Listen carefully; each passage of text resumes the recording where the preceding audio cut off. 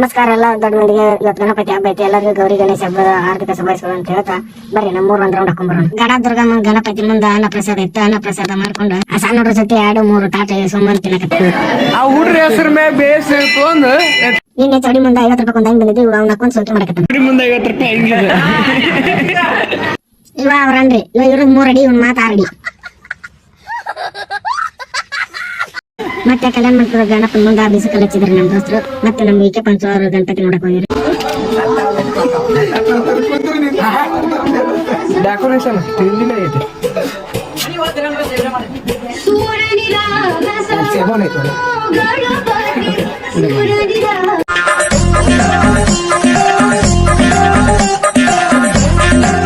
ವಿಕೆ ಪಂಚ ಅವ್ರ ಮನೆಯಲ್ಲ ಒಂದ್ ಸೇಬು ತಿನ್ಕೊಂತ ಬಂದು ಇಲ್ಲೇ ಹೊಸದಾಗಿ ಇಟ್ಟಿದ್ರು. ಇಲ್ಲೇ ನೋಡಿದ್ರೆ ಸ್ಪೆಷಲ್ ಚಾ